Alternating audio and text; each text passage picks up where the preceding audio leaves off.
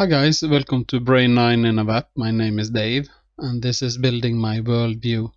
Today I will talk about a topic which is very close to my heart and which also is very important for this channel. How to skin cats. No, the proverb "there is more than one way to skin a cat" is not about how to skin cats. It's about opinions, and that is what this video will be about. If you know one way to skin a cat, you will consider this knowledge. But if you know more than one way and you think one is better than the others, this is an opinion.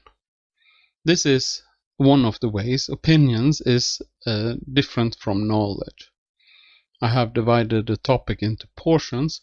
In this first video, I will talk about why opinions are so important, and I will define what exactly I mean by opinions.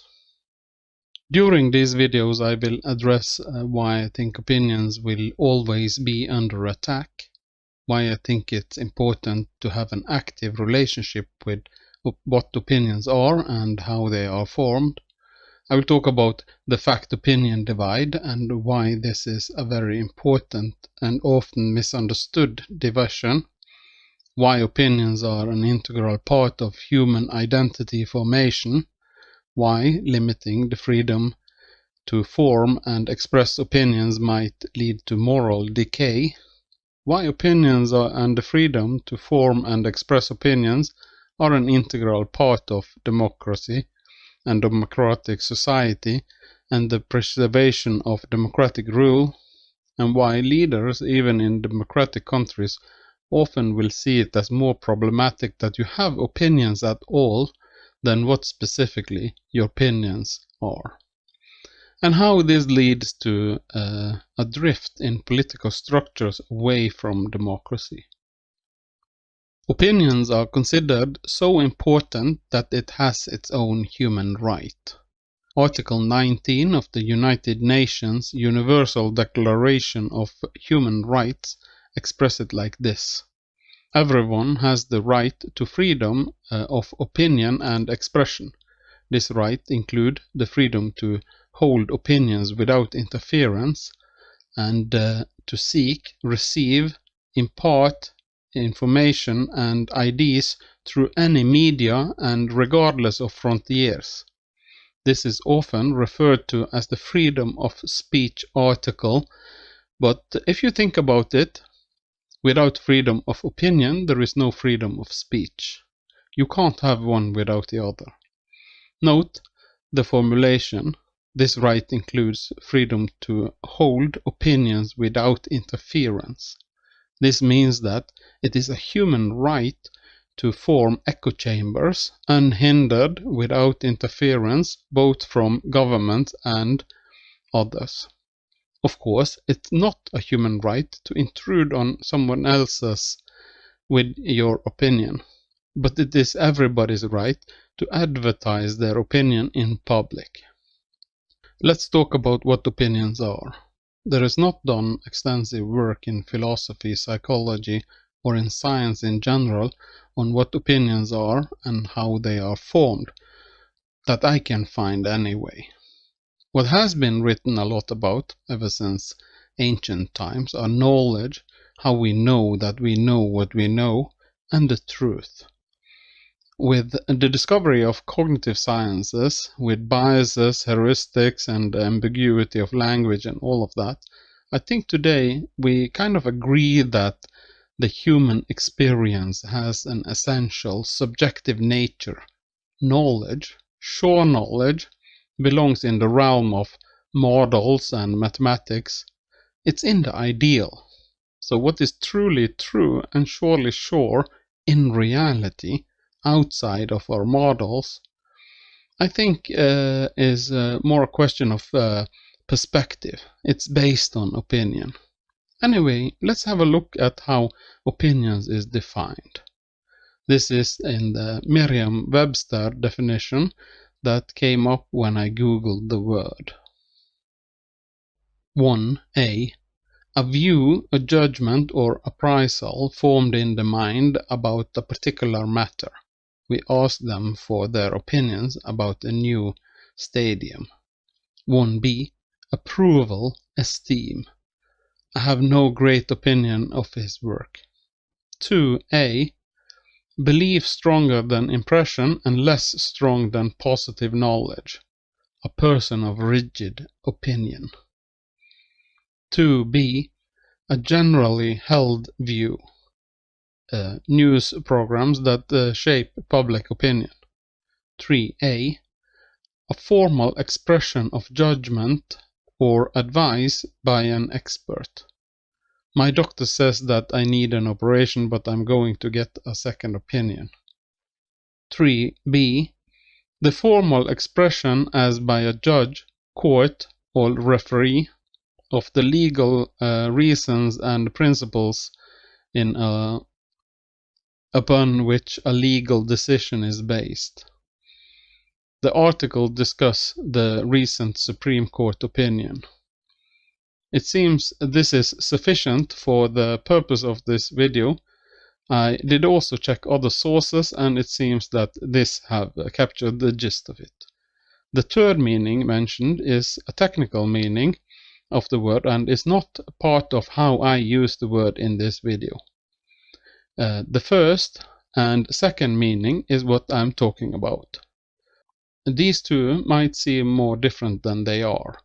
Philosophically, anyway, it can be difficult to distinguish between arguments that we have chosen for their aesthetic properties as judgment or appraisal formed in the mind, and ones that we have chosen for their explanatory value. We joke about it, don't we? That something is true because it rhymes. But this is just one of many factors that influences the likelihood that we will believe a random fact. Another example is repetition. Even though we think that we have good reasons to believe what we believe, and we are able to come up with somewhat good reasons if asked, most information that we gather and use to navigate through life we probably take on intuition alone. The question most often is whether it sounds right when we hear it the first time, and then if it works. Other definitions of opinions often add that they are not necessarily based on fact or knowledge, but it seems that the formation of the view or judgment need to have some reason or another for it to qualify as an opinion. If the formed perspective was completely random or arbitrary, it wouldn't be considered an opinion.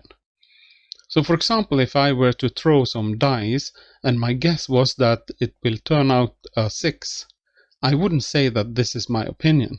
It's just a guess. This is kind of included in the meaning 2a. Belief stronger than impression and less strong than positive knowledge. The same is true if I was to guess the outcome of some future event like a sports match. If my guess is completely at random, I wouldn't say that it's my opinion. But if I have some reason or insight, even a bad reason, then this is my opinion. The reason why I think this is an important detail is that we have a tendency, a bias, to favor our own reasons before others. We think that we have good reasons while others don't. This is called introspection illusion. Another detail is that opinions seems to have a social element to it. If I say my favorite color is red, this is not an opinion. It's a fact about me. But if I were to propose that the most beautiful color is red, now it seems that my statement is about how the world works. And this therefore is an opinion because how the world works is something that also concerns others. This distinguishes opinions from personal preferences or facts about what one person like. I hope I have managed to distinguish opinion from pure guesses and from personal preferences, and showed that opinions must have some reason or another, even a bad reason will do, and that they must exist in a social setting, implying an acceptance for or at least a possibility that others might have opinions that differs from yours but is still valid. The last distinction I will mention is between opinions and facts. This is also included in the second meaning in our definition: belief stronger than impression and less strong than positive knowledge. This is something I will elaborate more on in future videos, but I need to mention it here since it is important to understand what are and are not opinions. A search for fact opinion in YouTube gave a quite extensive list of videos on the topic. These are mostly videos for children. It seems that many of them are made for homeschooling purposes. Unfortunately, it seems that most of them just repeat the same talking points uncritically. One of these are: facts is something that can be proven to be true, opinions is based on feelings, and so on. This isn't how I see it. Most of what we consider facts, even in science, are counter to what most people think, derived from inductive reasoning. It is not proven like beyond a shadow of a doubt, like most non-scientists think they are. Inductive reasoning is the inferences of which conclusions is most likely true based on information we have available or that we have gathered through experiments.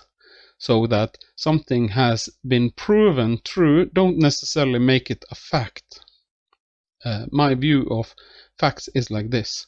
A fact is a description of reality which corresponds to a specific set of definitions. To explain, I will use an example I have also used in earlier videos.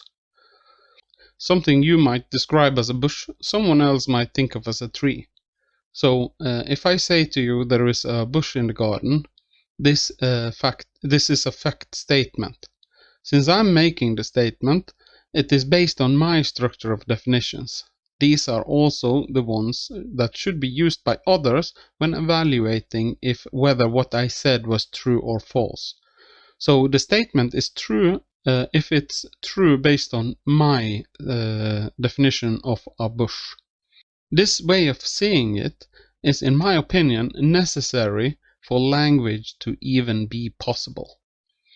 The problem now is that someone else might make a contradictory statement like there is no bush in the garden, which can also be true in accordance with their internal definitional structure. And now a third party have two statements which both are true according to their own internal structure of definitions. But that is in and of themselves contradictory.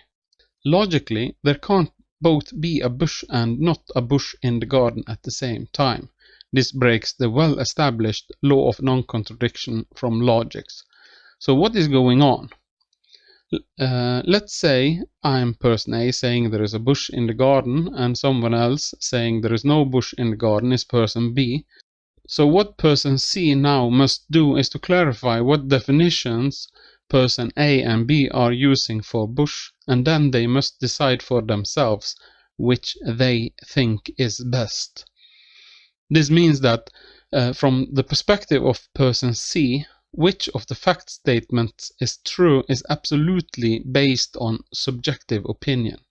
In this case, of what definition for a bush they want to use. There is in this case two different non-compatible systems of definitions to choose from. The interesting question now is whether it was based on opinion all the way from the start, meaning even if there was no person B that disagreed, was it still an opinion all along that there is a bush in the garden? I mean, even if there is only one known definition for something, there is a possibility for different definitions, right? So one have to choose if one like the one definition one know or not.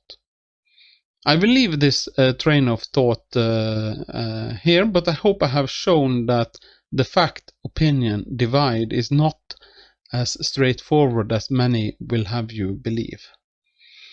But as I said, I will come back to this in later videos. There are more than one way to skin a cat is an old British proverb. It can be traced back to the early 19th century, but examples of older versions that can be traced back to the 17th century are: there are more ways to kill a dog than hanging, and there is more ways of killing a cat than choking it with cream. For me, these sayings are a nice way of turning away somebody who thinks there is only one way of doing things properly. This is especially annoying, I think, if I have thought thoroughly through how I do something and chosen my favorite procedure. In general, I am very much for sharing knowledge and ideas and opinions, so most of the time I will welcome somebody commenting on how I do something. It is the insistence that there is only one right way of doing it that annoys me. Now I hope you have a good idea of what I think of when I say the word opinion. I have used the word in almost all my videos. This is not an educational channel, and all my videos are opinionated. All my videos are opinionated. As you see, opinions are important to me, to this YouTube channel, and to everyone who is concerned with human rights. In my opinion, it should be important for everyone.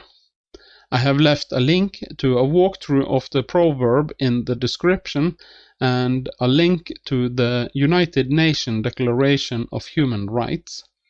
Stay tuned for the next video that will also be about opinions. If you like this content, click the like button. If you dislike it, click the dislike button. Please write your opinion in the commentary section. Thank you for the view and have a nice day.